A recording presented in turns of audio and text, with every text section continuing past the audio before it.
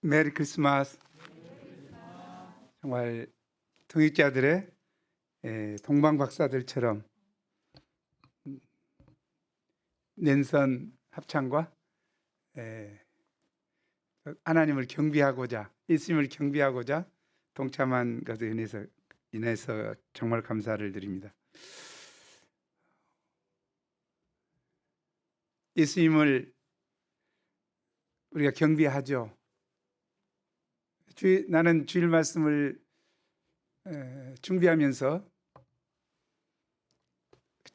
이 방금 깨닫게 하시는 것이 하나님께서 내가 동방 박사들의 경배만 자꾸 생각했어요. 왜 나는 동방 박사들처럼 그렇게 순수하지 못할까?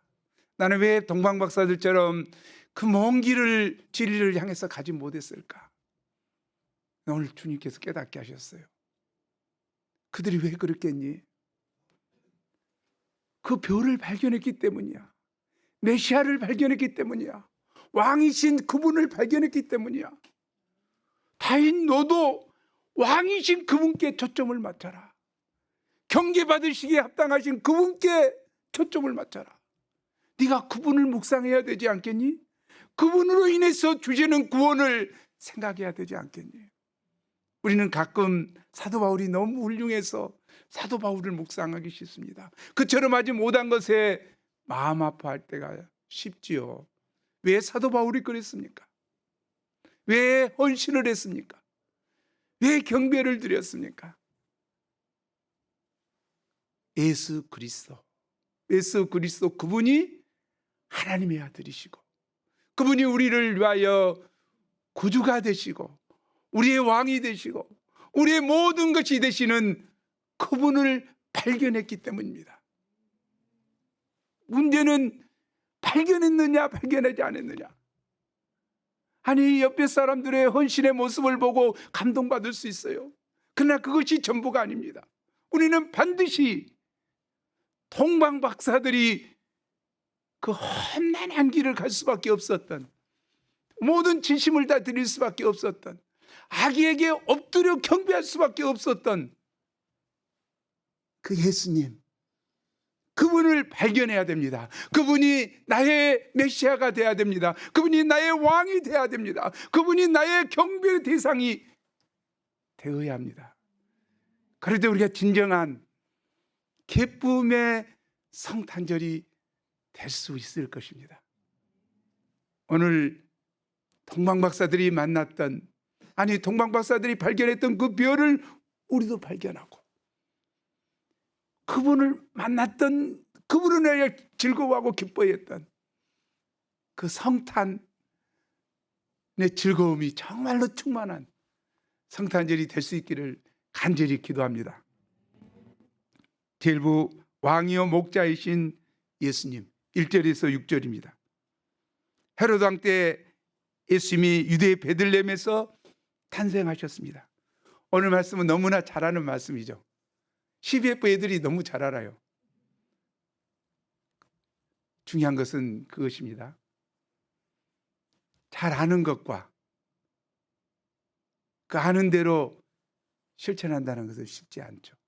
동방 박사들을 묵상하면서 제가 괴로워했는데, 정말 동방 박사들, 나는 동방 박사들인가 대제사장인과 서기관들인가? 나는 대제사장과 서기관들처럼 메시아 나심을 너무나 잘 알았지만 베들레헴에 쫓아가지 않은, 베들레헴에서 알죠? 베들레헴, 예루살렘에서 베들레헴까지는 8km입니다. 그러나 가지 않았어요. 메시아를 배우러. 이 안타까운 일이죠. 그러나 페르시아 나산에서, 수도 나산에서 어디까지? 예루살렘까지는 1557km입니다. 구글 맵에 의하면 그렇단 말이죠. 1574km나 돼요. 그 먼 길을 8km도 안 가는, 알고 있었지만 8km도 안 가는 대제사장과 서기관들, 그러나 1547km나 되는 먼 길을 산 넘고 물 건너 이 가는 동방 박사들의 진리를 향한 메시아의 뼈를 발견하고 헌신의 대가를 지불하는, 그 대가를 지불하는, 진리를 찾아가기 위해서, 만나기 위해서 대가를 지불하는 그들의 헌신은 정말 너무 대조적인 것 같아요. 너무 아름다워요. 그러면 동방 박사들이 그 별을 발견하기 위해서 어느 날 우연히 보니까 별이 발견됐습니까? 아니지요. 그들은 별에 대해서 꾸준히 연구했습니다. 왜 연구했습니까? 민수기서 14장 17절 24장 17절 말씀에 나온 그 계시의 별을 찾고자 했던 것이죠. 그 별의 24장 17절에 어떻게 나왔습니까? 우리 24장 17절 함께 읽어보죠. 너무 잘 알아서 막 나가고 있습니다. 엄청 나가버렸어요. 함께 읽겠습니다. 시작.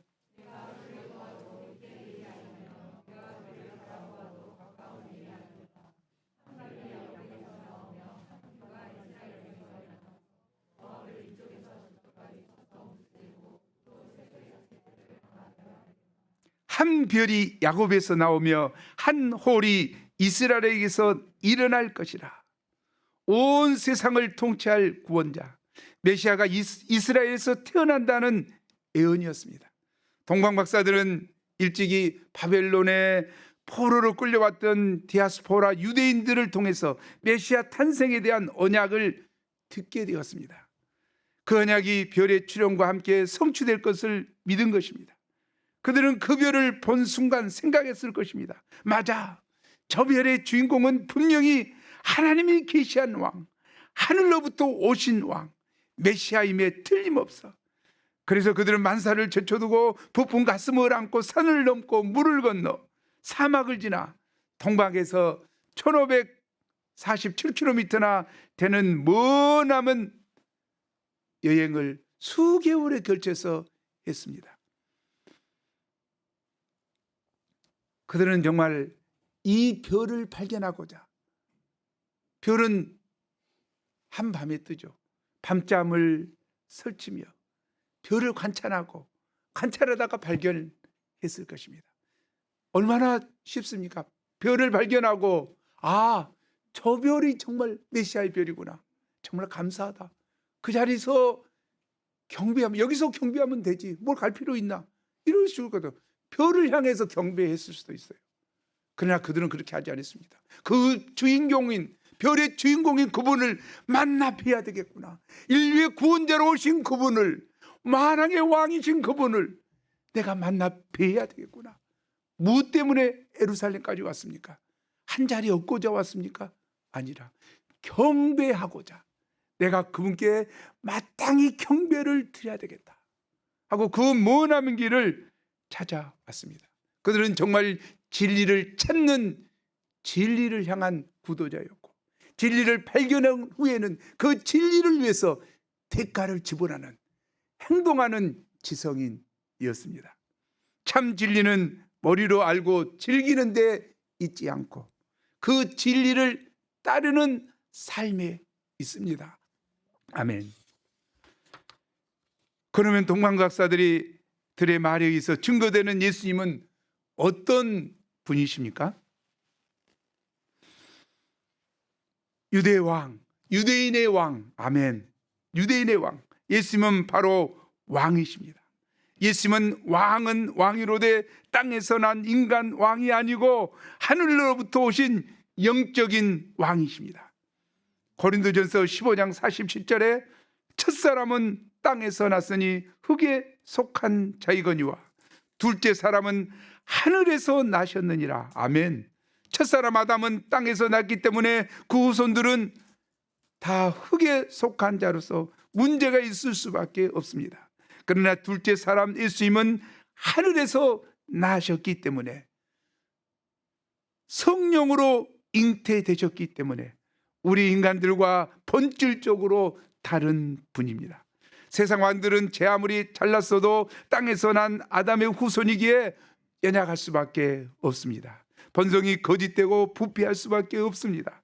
헤롯 왕도 겉으로는 많은 토목사업을 벌이고 성전을 크게 지어서 선한 왕인 채 애를 많이 썼습니다. 그러나 뒤로는 수많은 정적들을 죽여서 백성들을 공포의 도가니로 집어넣었습니다. 심지어는 자신의 아내와 두 아들을 죽이기도 했습니다. 14절에 보면 그 베들레헴 지경에 있는 사내 아들, 2살 아래 사내 아이들을 다 죽였습니다. 이처럼 누가 다스리는가에 따라서 그 나라는 완전히 달라집니다. 요즘에 탈레반이 아프가니스탄을 다스리게 되자 백성들의 삶은 피폐하고 더 힘들어졌습니다. 특히 여성들은 교육의 기회를 박탈해버렸고 사회 진출을 못하도록 막아버렸습니다.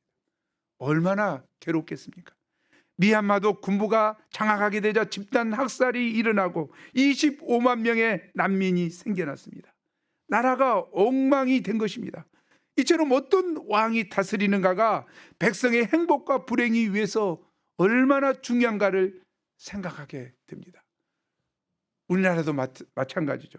역대 대통령들이나 대선 후보들, 여야 국회의원들이 하는 정치 행태를 보면 정말 백성들을 염두에 두고 있는지, 백성들의 행복에 관심이 있는 것인지 모를 슬픈 생각이 듭니다.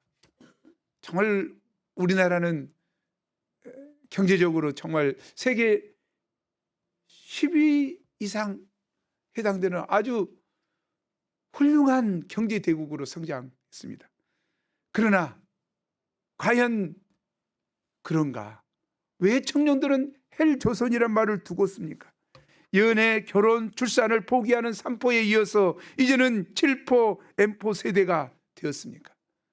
과도한 부동산 정책으로 오히려 빈부의 격차가 더 힘들고 빈곤이 시달리는 노인 인구가 늘어가고 우리 입에서 내로남불, 금수저, 흙수저, 이 엄마 찬스, 아빠 찬스 난리를 치는 이런 나라가 되어버렸습니다.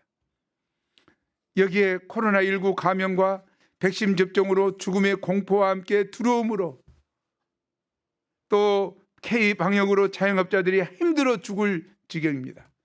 이로 인해 백성들의 가슴은 멍들고 분통이 터집니다. 바로 이것은 어느 누가 왕이 되든 어느 누가 대통령이 되든 바로 땅에서 난 자, 흙에 속한 자, 아담의 후손, 세상 왕들의 한계입니다. 그러나 둘째 아담으로 오신 예수님은 하늘에서 나셨습니다. 하늘로부터 오셨습니다. 요한복음 3장 13절에 하늘에서 내려온 자, 곧 인자 외에는 하늘에 올라간 자가 없느니라. 예수님은 하늘로부터 오셨기 때문에 죄가 없습니다. 거룩하시고 순결하십니다. 예수님은 하늘로부터 오신 하나님의 왕이시기 때문에, 하나님의 아들이시기 때문에 우리를 능히 죄로부터 구원하실 수 있습니다. 또한 예수님은 우리를 영원한 하나님 나라로 인도하십니다. 죄와 사망이 없는 나라, 공평과 정의, 사랑과 자비가 충만한 하나님 나라에서 영원토록 살게 해 주십니다. 아멘. 우리에게 영원한 하나님 나라를 선물로 주시기 위해 약속대로 이 땅에 오신 하늘의 왕 예수님을 찬양합니다. 사실 인생들이 근본적으로 불행한 이유가 무엇입니까? 헛된 것을 왕으로 섬기기 때문입니다. 왕이 아닌 것을 왕으로, 왕답지 않는 것을 왕으로 잘못 섬기기 때문입니다. 사마리아 여인은 형제를 왕으로 섬기고 경배했습니다. 5 형제나 갈아주었습니다. 세리장 삭개오는 돈을 왕으로 모시고 숭배했습니다. 이처럼 그들이 땅에 있는 것들을 왕으로 모시고 살았을 때 그들에겐 기쁨이 없었습니다. 죄의식과 수치심, 고독과 우울증, 불면증 등 사망의 그늘에 앉아 고통하였습니다. 그러나 그들이 하늘로부터 오신 왕 예수님을 왕으로 모시게 되었을 때 하늘의 기쁨이 충만했습니다. 사마리아 여인은 너무나 기뻐서 물동이를 벌어두고 동네에 들어가서 외쳤습니다. 와, 보라, 이는 그리스도가 아니냐. 삭개오도 뽕나무에서 즉시 내려와 외쳤습니다. 주여, 제 재산의 절반이라도 팔아서 가난한 사람들에게 나누어 주겠습니다. 그들이 형제의 우상과 물질의 헛된 왕을 내려놓고 하늘로부터 오신 왕 예수님을 자신의 왕으로 모시게 되었을 때 그들은 하늘나라의 기쁨을 맛보고 하나님 나라 황공주 황태자들이 되었습니다. 우리도 이 시간 우리 자신을 돌아봅시다. 우리는 누구를 우리의 왕으로 섬기고 있습니까? 우리도 혹시 사마리아 여인이나 삭개오처럼 형제나 자매의 우상을, 물질을 왕으로 섬기고 있지 않는지요? 자식들을 우상처럼 떠받들고 온통 거기에 소망을 두고 살고 있지 않는지요? 아니면 내가 스스로 왕이 되어서 내 마음대로, 내 욕심대로 살고 있지는 않는지요? 그러나 이 땅에 있는 것들은 결코 우리의 왕이 될 수 없습니다. 하늘로부터 오신 왕, 우리를 죄로부터 구원하시고 영원한 하나님 나라로 인도하시는 예수님만이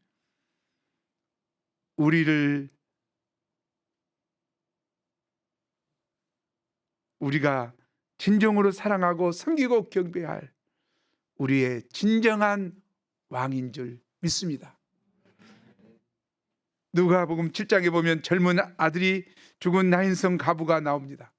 누가복음 8장에 보면 어린 딸이 죽은 해당장 야이로가 나옵니다.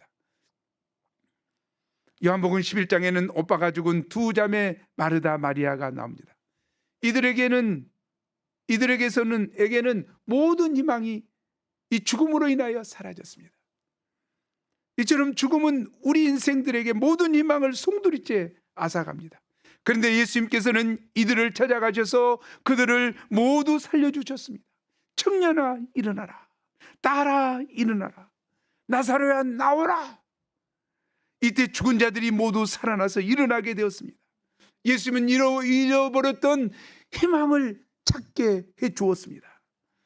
이처럼 예수님은 내면 문제와 질병을 치료하실 뿐만 아니라 죽은 자도 살리시는 능력이 있습니다. 자기 자신도 죽은 지 사흘 만에 부활해서 살아나사, 무덤에서 살아나사 부활의 주가 되셨습니다. 세상에 그 어떤 왕이 죽음을 이긴 적이 있습니까? 수백 수천의 적군을 이겨도 죽음은 결코 이기지 못했습니다. 그러나 예수님은 우리 모든 인류의 최대의 원수인 죽음을 이기셨습니다. 아멘. 예수님은 우리 인생들의 진정한 희망이요, 구원의 별이요, 왕의 왕이 되십니다. 예수님께 우리도 통방박사들과 같이 경배를 드려야 하지 않겠습니까? 예수님은 동방박사들뿐만 아니라 우리 모든 인생들의 경배와 찬송을 받으시기에 합당하신 왕이십니다. 내가 스스로 왕이 되고자 하는 교만한 마음을 내려놓고 겸손히 왕으로 오신 예수님 앞에 동방박사들대로 엎드려 경배해야겠습니다. 동방박사들은 유대인으로 왕으로 나신 분이 어디 계십니까? 우리가 그분께 경배하러 왔습니다 하고 백발이 상상한 노 박사들이 하늘로부터 오신 왕께 경배를 드리겠다고 합니다. 그들에게는 참된 왕께 경배하고자 하는 순수한 열정이 충만했습니다. 우리도 이번 성탄절에 동방박사들처럼 왕이신 예수님께 경배하고자 하는 열정과 순수함을 회복해야겠습니다. 우리 신앙의 본질은 하나님의 능력을 빌려서 내 꿈을 이루는 데 있지 않습니다. 진정한 왕이신 주님 앞에 엎드려 경배함으로 주님의 이름을 높이는 데 있습니다. 아멘. 우리가 모든 복잡한 마음, 교만한 마음을 내려놓고 왕 되신 예수님께 엎드려 경배할 때 천국의 기쁨이 임하게 될 줄 믿습니다. 그러면 예수님은 왕으로 오셔서 우리 인생들을 위해 무엇을 하십니까? 6절을 우리 함께 읽어보겠습니다. 6절 시작.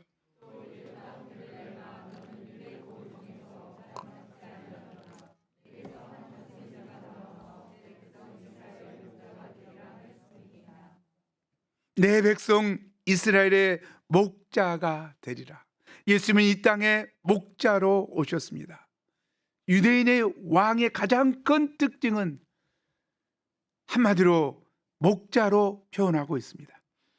목자는 들판에서 양을 치는 사람입니다.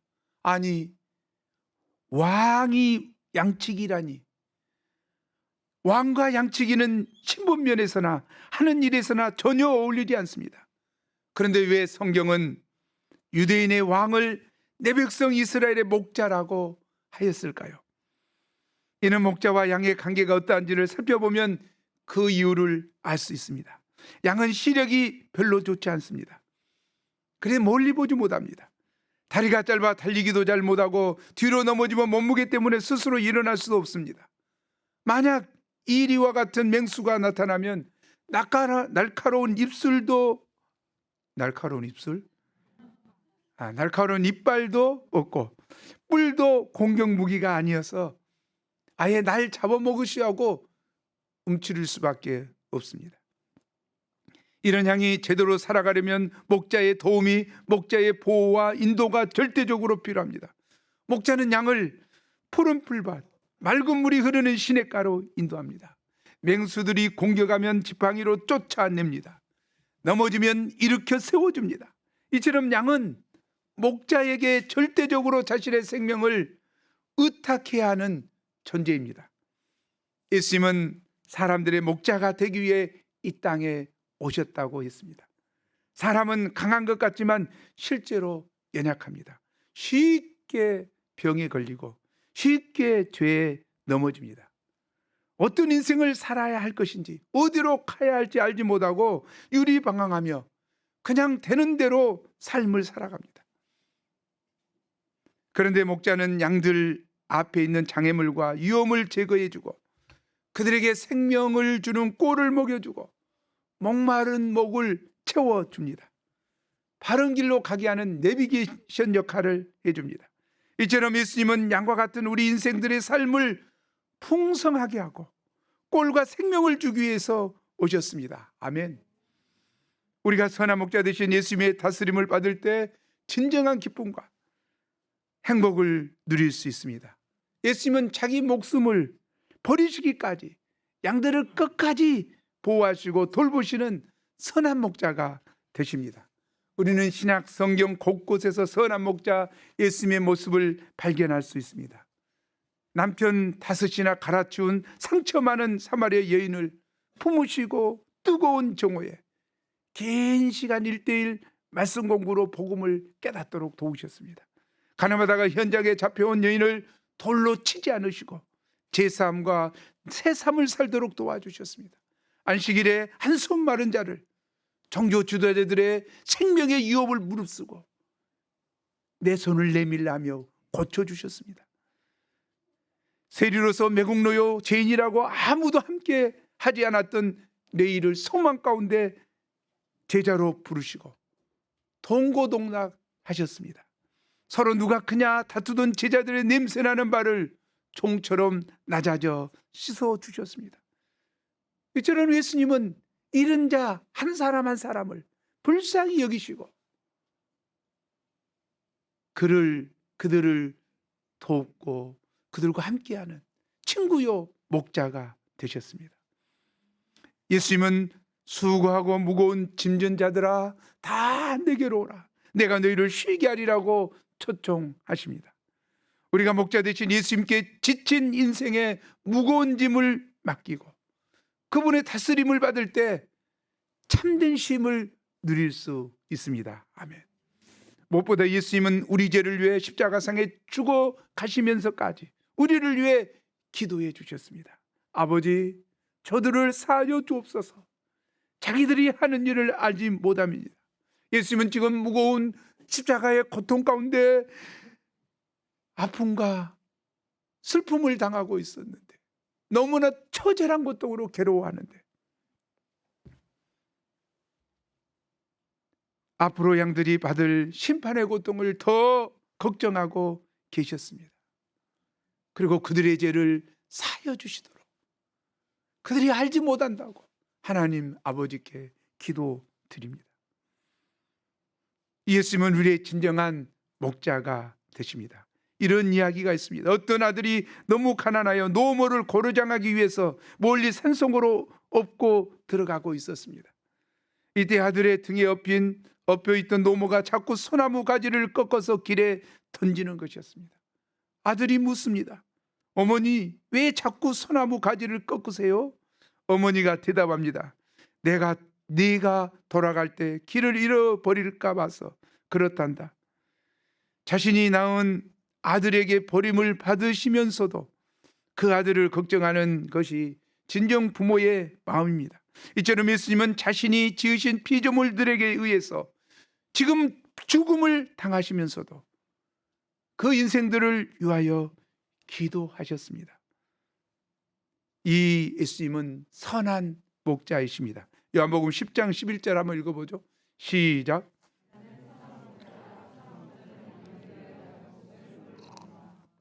선한 목자는 양들을 위하여 목숨을 버리거니와. 예수님은 자신의 목숨을 양들을 위하여 내어 놓으셨습니다. 이 선한 목자 예수님은 우리의 경배를 받기에 합당하신 우리의 진정한 왕이시여 목자이십니다. 아멘. 제이부 엎드려 악있게 경배하고. 7절에서 12절입니다. 9절 10절을 함께 읽어보겠습니다. 함께 읽겠습니다. 시작.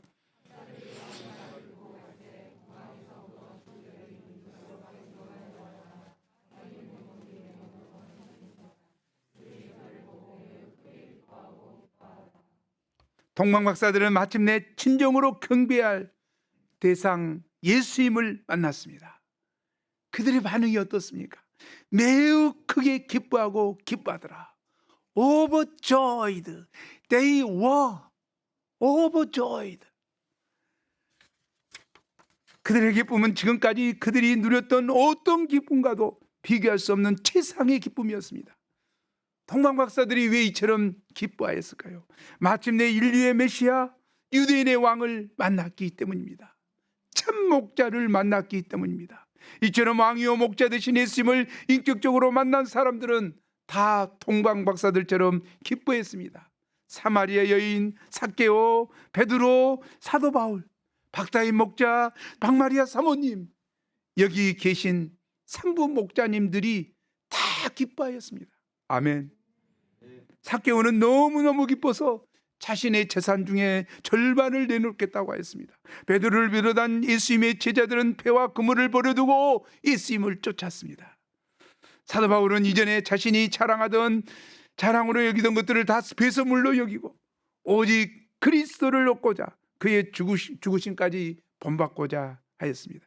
그리고 복음 때문에 감옥에 갇힌 상태에서도 권면합니다. 빌립보서 4장 4절이죠. 우리 함께 읽어보죠. 시작. 예, 감옥에서 고통 가운데 있으면서 밖에 있는 자유로운 사람들에게 권면합니다. 기뻐하라. 내가 다시 말하노니 기뻐하라. 참 기쁨의 원천은 예수님이십니다. 우리가 예수님을 만날 때 모든 인생의 방황을 마치게 되고 그 마음에 말할 수 없는 기쁨과 감사가 흘러넘치게 됩니다.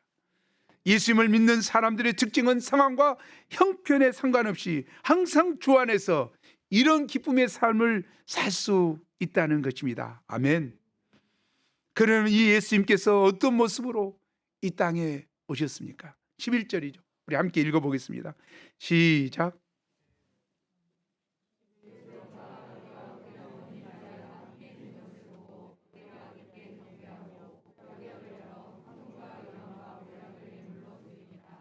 아기와 그 어머니 마리아가 함께 있는 것을 보고 엎드려 아기께 경배하고. 마리아와 함께 경배하고가 아니죠. 아기께 경배했죠. 결코 마리아는 경배의 대상이 아닙니다. 아멘. 성경은 분명히 저쪽을 막혀요. 악 있게 경배하고.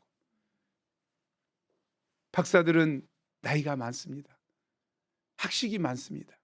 사회적 지위가 있습니다. 연세도 지긋해서 머리도 백발이고 체면이 있습니다. 아기를 보고 뭐라고 합니까? 정말 귀엽다. 정말 잘생겼다. 이쁘다. 이렇게 하지 않았어요. 어떻게 했습니까? 엎드려 경배했습니다. 악 있게 엎드려 경배해? 우리도 어디 가서 악 있게 엎드려 경배할 사람 있습니까? 어떻게 동방박사들은 악 있게 경배할 수 있습니까? 영의 눈이 열렸습니다. 영의 눈이 열렸습니다. 영의 눈이 열리지 않는 사람은 악의로 볼 것입니다. 그러나 이 땅에 하나님이 이 땅에 오신 예수 그리스도를 악의의 모습이지만 만왕의 왕 만주의 주로 보고 그들은 엎드려 경배했습니다.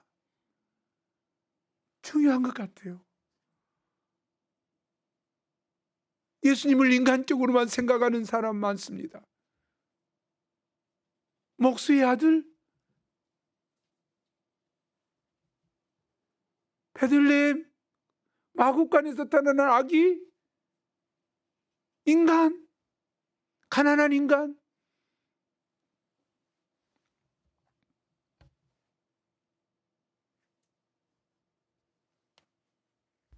예수님은 너무나 작고 초라한 아기의 모습으로 오셨습니다.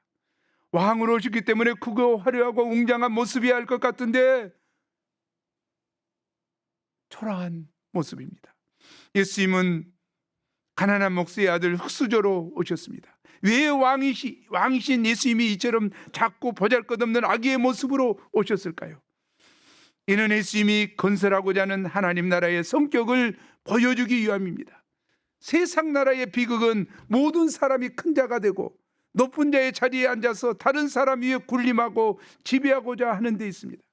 그러나 하나님의 나라는 그 반대입니다.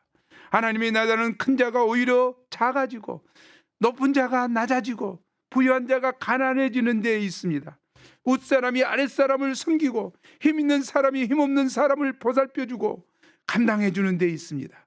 창조주 하나님이 대성물이 되시고 만왕의 왕이 하나님 썩는 미랄이 되는 것, 그것이 바로 하나님 나라의 비밀입니다. 그것은 인간적으로 미련하고 어리석어 보입니다. 그러나 그 안에 하나님의 지혜가 있고 하나님의 능력이 숨어 있습니다. 이것이 바로 십자가의 비밀입니다. 십자가도 그렇습니다. 고린도전서 1장 18절에 십자가의 도가 멸망하는 자에게는 미련한 것이요 구원을 받은 우리에게는 하나님의 능력이 됨이라 라고 하였습니다. 이 땅에 하기로 오신 예수님이 너무나 미약해 보이지만 그 안에는 하나님의 신령한 지혜가 있고 능력이 있습니다. 물리적인 힘은 아기 예수님보다 헤롯이 훨씬 강했습니다. 군사적인 힘은 아기 예수님보다 로마의 가이사가 훨씬 월등했습니다. 그런데 헤롯의 왕권은 오래가지 못했습니다. 로마 제국도 오래가지 못했습니다. 왜 그렇습니까? 그 안에 하나님의 능력이 없기 때문입니다. 그 안에 하나님의 생명이 없기 때문에 썩은 고목처럼 쓰러지고 말았습니다. 그러나 예수님은 어떻습니까? 겉보기는 보잘것없는 연약한 아기에 불과하지만 그분은 보통 아기가 아닙니다. 그 안에 생명이 있습니다. 그의 근본은 상고의 태초입니다. 일찍 이사야 선지자는 이사야 9장에서 아기 예수님에 대해서 이렇게 예언하였습니다. 우리 함께 읽어보죠. 시작.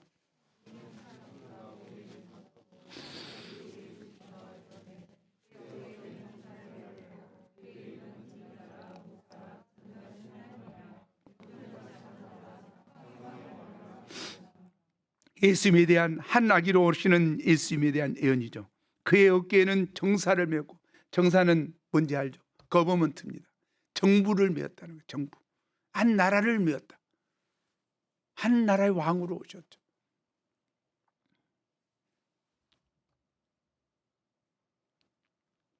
전능하신 하나님이라, 영존하시는 아버지라, 평강의 왕이라고 할 것이라고 예언되었습니다. 예수님은 겉보기에는 하나님께 불과했지만 그 안에는 신성의 모든 충만이 육체로 거하십니다. 하나님이 성령을 한량없이 부어주십니다. 예수님에게는 신적인 속성이 가득하기 때문에 인간이 할 수 없는 초월적인 일을 능히 행하실 수 있습니다.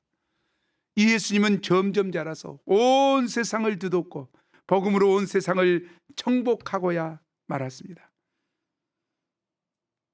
예수님의 나라는 영원 무궁하십니다.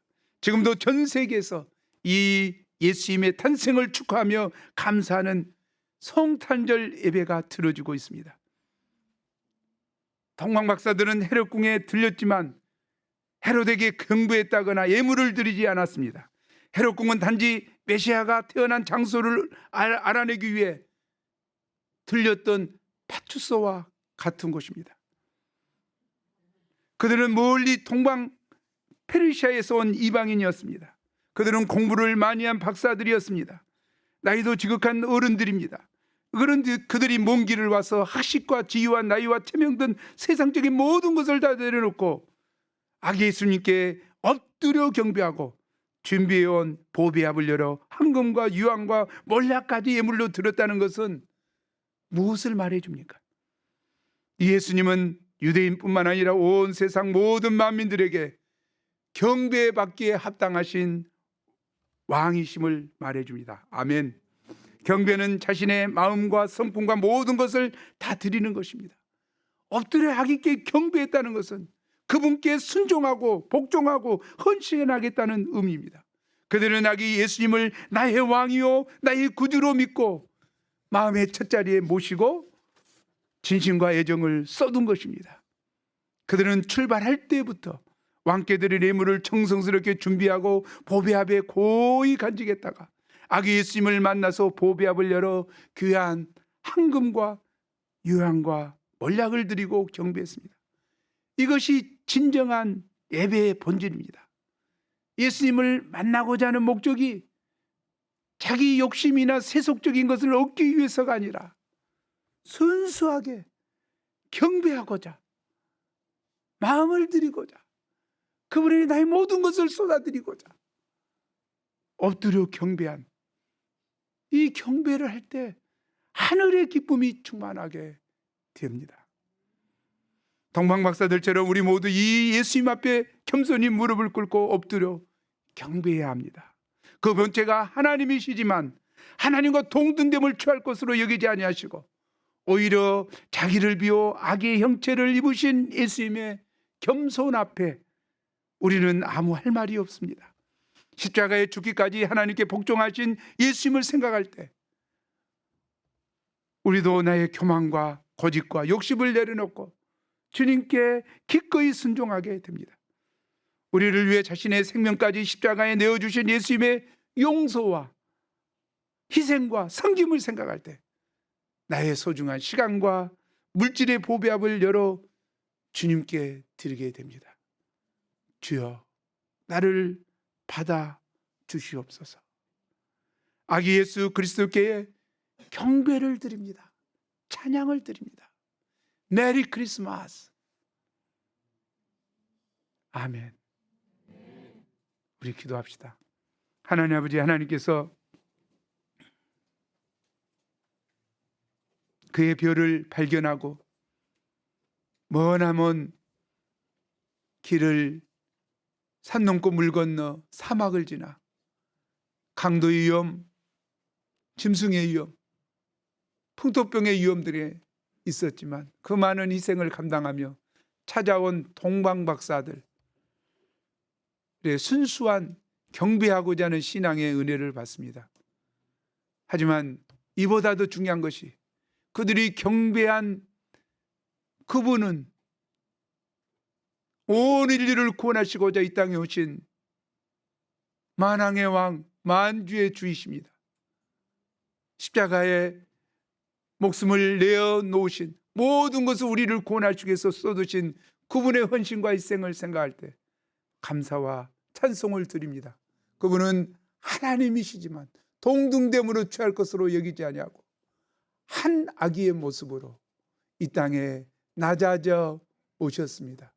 이 예수님의 나신 이 귀한 성탄절에 저희가 다시 한번 동방박사들처럼 이 참 경배의 대상이신 우리 주님을 알고, 나를 구원하러 오신 주님을 알고, 나를 다스리고 나를 섬겨주시기로 오신 선한 목자 되신 예수님을 알고 심령에서부터 감사와 찬송과 경배가 넘쳐나기를 간절히 기도하곤 합니다.